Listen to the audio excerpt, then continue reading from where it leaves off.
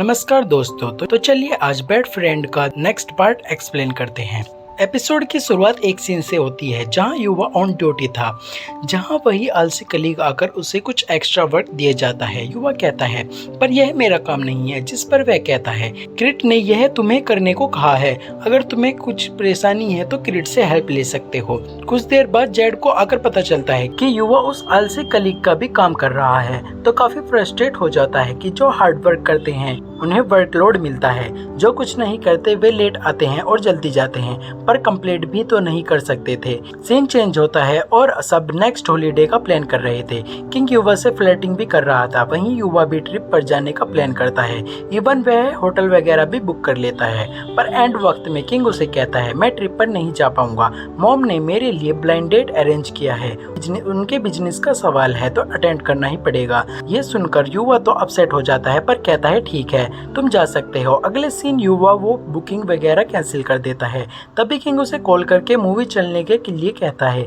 युवा कहता है नहीं। किंग कहता है तो फिर मैं तुम्हारे प्लेस आ रहा हूँ। युवा इस पर भी मना कर देता है। अब कुछ दिनों बाद वेकेशन खत्म होता है। गन युवा से कहता है इस वेकेशन में कहाँ गए थे? वह कहता है कहीं नहीं। गन कहता है अरे मैं भी नहीं गया था, बस नेटफ्लिक्स में लगा हुआ था। तभी वहाँ क्रिट आता है और बातों बातों में उनसे पूछता है तुम दोनों कहाँ रहते हो? गन अपना प्लेस बताकर युवा का प्लेस बताने ही वाला होता है कि किंग आकर कहता है युवा मेरे प्लेस के सामने ही रहता है। इसके बाद कुछ कलीग्स किंग से पूछते हैं तुम्हारा ब्लाइंड डेट कैसा रहा, क्या वह लड़की तुम्हें पसंद आई? किंग कहता है नहीं, वैसी कोई बात नहीं हुई, मॉम के बिजनेस की वजह से मैं ब्लाइंड डेट अरेंज किया था। और युवा को इनडायरेक्टली सुनाता है कि वैसे भी उसका डिसीजन है कि वह कहाँ करे या ना। इसके बाद किंग युवा से पूछता है क्या तुम मुझसे अपसेट हो मेरे ब्लाइंड डेट की वजह से? युवा कहता है नहीं। किंग कहता है तो फिर इस वीकेंड क्या मेरे साथ ट्रिप पर चलोगे? वह कहता है नहीं। किंग कहता है तो फिर क्या आज रात मैं तुम्हारे प्लेस आ सकता हूँ? युवा कहता है नहीं, मुझे अकेला रहना है, छुट्टी के बाद मैं तुम्हारा वेट करूंगा। युवा उसे कहता है जरूरत नहीं है, हम सिर्फ बेस्ट फ्रेंड है, और चला जाता है। वहीं अब युवा को रिग्रेट फील होता है कि किंग के साथ इतना रूडली बात नहीं करना चाहिए था। अब मैसेज करके सॉरी कहने ही वाला था मगर नहीं कर पाता। नेक्स्ट सीन जहां हफ्ते भर बाद जेड ऑफिस आता है। किंग उससे पूछता है कहाँ थे इतने दिन से, जिस पर उल्टा वो कहता है तुम मेरा छोड़ो और अपना बताओ तुम्हारा क्या सीन है ब्लाइंड डेट वाला। अब यहाँ कान लगाकर युवा भी सुन रहा था तो वह और बुरा फील ना करे, इसीलिए किंग कहता है जेड चुपचाप रहो। वही अब दोनों एक दूसरे से बात नहीं कर रहे थे, स्पेशली किंग युवा को अवॉइड कर रहा था। अगले सीन जेड उन्हें साथ में डिनर चलने के लिए कहता है तो वो मना भी नहीं कर पाते, पर वहाँ भी वे आपस में बात नहीं कर रहे थे। जेड युवा से कहता है क्रिट ने तुम्हें फिर से ऑफिस बुलाया था ना, कुछ ज्यादा ही हो रहा है इसका। किंग उससे कहता है अगर तुम अनकंफर्टेबल फील कर रहे हो तो डायरेक्टली मना कर दो। जेड कहता है यही तो प्रॉब्लम है, वह हमारा मैनेजर है, डायरेक्टली मना नहीं कर सकते। नेक्स्ट सीन में क्रिट युवा को फिर से अपने ऑफिस बुलाता है और कहता है तुम्हारा टास्क सही नहीं चल रहा है, और उसे दोबारा बनाने के लिए कहता है। तो मजबूरन युवा को बात मानना पड़ता है, इसीलिए वह लेट नाइट तक अपना वर्क कंटिन्यू रखता है। वहीं किंग आकर वेट करते करते सो ही जाता है। युवा को भी अच्छा फील होता है कि भले ही वह गुस्सा है पर अभी भी उसका केयर करता है। नेक्स्ट सीन जेड युवा से कहता है आई थिंक किंग हमसे कुछ छुपा रहा है, मुझे अपनी मॉम से पता चला है कि वह फिर से उसी लड़की से मिलने वाला है जिसके साथ उसकी मॉम ने ब्लाइंड डेट फिक्स किया था। कहीं वह उस लड़की को पसंद नहीं करने लगा। अगले सीन में क्रिट आज भी युवा को एक्स्ट्रा वक्त देकर उसे कंप्लीट करके घर जाने के लिए कहता है, जिस पर युवा कहता है डेडलाइन तो हफ्ते भर बाद की है और तुम मुझ पर कंप्लीट करने का इतना प्रेशर क्यों डाल रहे हो? जिस पर वो ये वे कहकर आज कंप्लीट करने के लिए कहता है। किंग कहता है तुम काम करो मैं तुम्हारा वेट करूंगा। अब लेट नाइट तक वो उसका वेट करता है, पर जब वो थोड़ी देर के लिए वॉशरूम जाता है तब क्रिट आकर युवा को अपने ऑफिस बुलाता है वर्क रिलेटेड बात करने के लिए। मगर जब युवा ऑफिस जाता है तो क्रिट दरवाजा लॉक कर देता है। क्रिट उससे कहता है सॉरी अगर मैं तुम्हें वर्क कुछ ज्यादा ही प्रेशर डाल रहा हूँ, पर मैं तुम्हारा ओवरलोड कम कर सकता हूँ अगर तुम मुझे कुछ दोगे, और उसके साथ मिसबिहेव करने लगता है। युवा जाने का कोशिश करता है मगर वो उसे सोफे में पिन कर लेता है। अब युवा को अपना चाइल्डहुड ट्रॉमा भी याद आने लगता है। अब उसके अंकल भी उसी तरह उसे सेक्सुअली हरास करते थे, जहाँ युवा उसे पॉइंट में किक मारकर भाग जाता है। अब किंग उसे कहता है तुम उसके ऑफिस क्यों गए? युवा कहता है मैं मना तो नहीं कर सकता था। किंग गुस्से से कहता है क्यों नहीं कर सकते थे, क्या कहीं तुम उससे सीक्रेटली मिल तो नहीं रही हो। युवा कहता है तुम ऐसा कैसे कह सकते हो। किंग कहता है क्योंकि मैं तुम्हारी केयर करता हूँ। युवा कहता है क्या तुम्हारी ये केयरिंग है, तो फिर मत ही करो। किंग कहता है सही बोल रहे हो, मैं ही पागल हूँ जो तुम्हारे लिए वरीड होता हूँ, और गुस्से से सॉरी कहकर वहाँ से चला जाता है। वहीं युवा रोता रह जाता है। नेक्स्ट डे जेड युवा से कहता है कल किंग कह रहा था क्रिट तुम्हें लेट नाइट तक कॉल कर रहा था, सॉरी मुझे तुम्हें छोड़कर नहीं जाना चाहिए था, अब से मैं डेली तुम्हारा वेट करूंगा। बाय द वे किंग सच में तुम्हारी केयर करता है। अगले सीन युवा ऑफिस जाता है जहां वो और किंग साथ में एंट्री करते हैं पर बात नहीं करते। अब कुछ देर बाद उन्हें नोटिफिकेशन मिलता है कि उनकी एक टीम मेंबर ने रिजाइन कर लिया है। जेड युवा से कहता है मुझे तो लग ही रहा था उसे रिजाइन करने के लिए फोर्स किया गया है ताकि तुम पर प्रेशर बने। तभी युवा की मॉम मैसेज करके उसे कुछ पैसे ट्रांसफर करने के लिए कहती है। सीन चेंज होता है जहां हम युवा के हाथ में कुछ लेटर देखते हैं। वहीं हम देखते हैं उसके हाथ में रेजिग्नेशन लेटर था। अब मीटिंग के बाद गन उससे कहता है इतना लंबा मीटिंग क्यों था। वहीं किंग युवा को अवॉइड करता है। नेक्स्ट सीन युवा की सिस्टर उसे कॉल करके बताती है कि तुम्हारा बॉस हमारे घर आया हुआ है।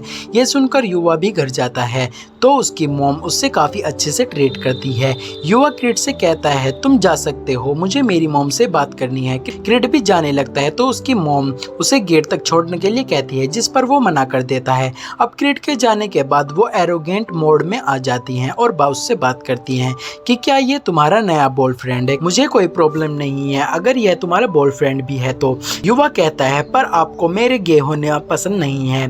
उसकी मॉम कहती है मुझे फर्क नहीं पड़ता, मुझे बस पैसे से मतलब है, बाकी तुम जो करो वो तुम्हारी मर्जी है। युवा कहता है क्या आप मेरी फीलिंग्स का जरा भी केयर करती हैं। उसके अंकल उसे शांत होने के लिए कहते हैं तो वह कहता है आप बीच में ना ही बोले तो अच्छा है क्योंकि आपको तो कभी गिल्टी फील हुआ ही नहीं है जो आप मेरे साथ किए हो। और माँ आप क्या आपको भी गिल्टी फील नहीं हुआ है उसकी साइड लेने में जब मैंने आपको बताया था कि मुझे सेक्सुअली हरास करते हैं, आपको मुझ पर कभी यकीन नहीं हुआ है। उसकी मॉम थप्पड़ मारते हुए कहती है तुम्हारे जैसा बेटा ना ही होना चाहिए। युवा कहता है हाँ आपकी जैसी मॉम का बेटा ही नहीं होना चाहिए था और वहाँ से चला जाता है। फिर यह सब याद करके खूब रोता है। इसके बाद वह सारा मैटर जेड को बताता है जिस पर वह कहता है आई थिंक अब तुम्हें क्रिट के अगेंस्ट बॉस को कंप्लेंट करनी चाहिए। युवा कहता है कोई फायदा नहीं है, हम जैसे छोटे एम्प्लॉइज की साइड कोई नहीं लेगा, अब मैं डायरेक्टली क्रिट से ही बात करूंगा। जेड कहता है ठीक है मैं तुम्हारे साथ रहूंगा। दूसरी तरफ किंग अलग ही युवा को मिस करते हुए खूब ड्रिंक कर रहा था। उधर जेड युवा को आज रात पैलेस में रुकने कहता है मगर वह कहता है नहीं मैं ठीक हूँ। फिर वह क्रिट को कॉल करके पूछता है तुम क्या चाहते हो। वह कहता है तुम्हें तो पता है तुम्हारे साथ नाइट स्पेंड करना, अगर मेरा ऑफर एक्सेप्ट करोगे तो मैं तुम्हारा प्रमोशन भी करूंगा। जिस पर युवा कॉल कट कर देता है। नेक्स्ट डे जेड ऑफिस जाता है तो युवा उसे कॉल करके कहता है मेरे टेबल में रेजिग्नेशन लेटर रखा हुआ है, जाकर तुम एचआर को दे दो क्योंकि अगर मैं काम करता रहूंगा तो क्रिट मुझे हरास करता रहेगा। जेड कहता है ठीक है पर तुम अभी कहाँ हो। वह कहता है मैं सिटी से बाहर हूँ आंटी के घर। फिर वह किंग को कुछ मैसेज करता है। नेक्स्ट सीन युवा अपने एक आंटी के घर जाता है जहाँ उसकी आंटियों से देखकर काफी इमोशनल हो जाती हैं। दूसरी तरफ किंग अब तक से युवा का मैसेज देखकर बस हैरान ही था। जेड को देखते ही वह उसे युवा के बारे में पूछता है तो जेड बस सब कुछ बता देता है।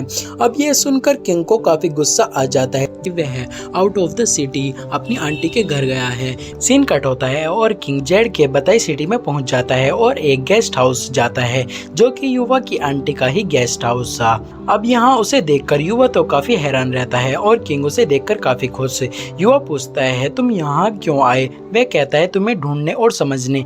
युवा कहता है सॉरी मुझे तुमसे रूडली ट्रीट नहीं करना चाहिए था। किंग कहता है मैं तुमसे गुस्सा नहीं हूँ, बस मैं जेलसी फील करता था क्योंकि मैं तुम्हारे लिए पॉजिटिव हूँ। फिर कहता है युवा आई लाइक यू, मुझे पता है तुम भी मेरे लिए सेम फीलिंग रखते हो।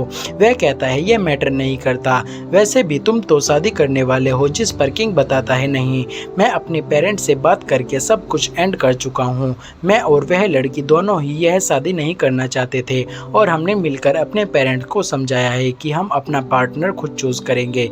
फिर युवा से कहता है क्या तुम हमारा मैच वाला बैट याद है, जो मैं बोलूँगा तुम्हें वही करना पड़ेगा, क्या याद है तुम्हें। वह कहता है हाँ। किंग कहता है तो मैं चाहता हूँ तुम मुझे एक चांस दो, मैं तुम्हारे लिए सीरियस हूँ और मैं ये प्रूव कर सकता हूँ, तो क्या तुम मुझे परमिशन दोगे कि मैं तुम्हें अप्रोच करूँ? प्रॉमिस मैं तुम्हें दोबारा कभी हर्ट नहीं करूँगा।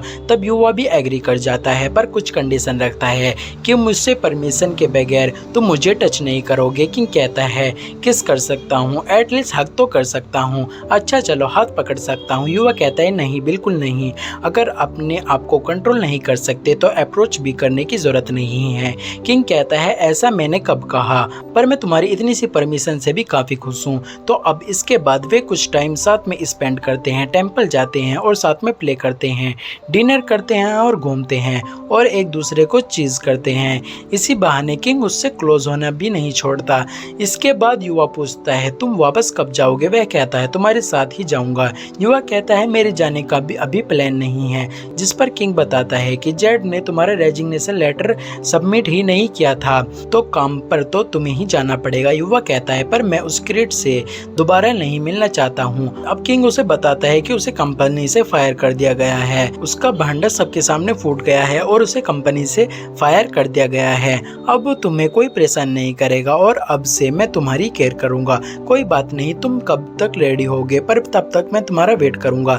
यह सुनकर युवा के फेस में स्माइल आ जाता है। तब किंग उसे हैक करने वाला था, फिर वह कहता है याद है ना, क्लोज नहीं होना। और इसी के साथ ये पार्ट यहीं पर समाप्त हो जाता है। Thanks for watching, bye bye, take